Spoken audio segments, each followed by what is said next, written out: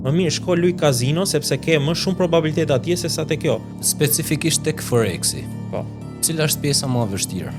psikologjia. Shiko, do të them atë të vërtetën e hidhur, sepse Forexi ka një statistikë që nuk është shumë motivuese për njerëzit, sepse 95% mos them edhe çik më shumë me njerëzve humbasin atë.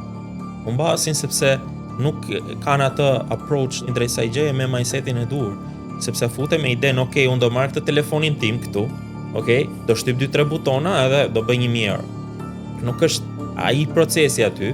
Unë i them gjithë njerëzve që i shoh që jam me këtë mindset, më mirë shko luj kazino sepse ke më shumë probabilitet atje se sa te kjo. Probabiliteti është që ti duhet të mësosh i menaxhim risku, ku nuk futesh me 1000 euro sa që ke balans në total, po ti rrezikon 100 euro për të fituar 200 euro. Dhe ti duke pasur këtë lloj statistike, vetëm edhe duke qenë vetëm 50% i saktë. Pra 50% në 10 tregtime që ti do bësh, 5 ti humbësh, 5 ti fitosh, duke zbatuar këtë lloj menaxhim risku, ti prapë në fund me rezultate del fitim. Dhe ti nuk ke qenë 100% i saktë, nuk ke qenë as 80% i saktë, as 90%. Ke qenë thjesht gjysmën e herëve i saktë.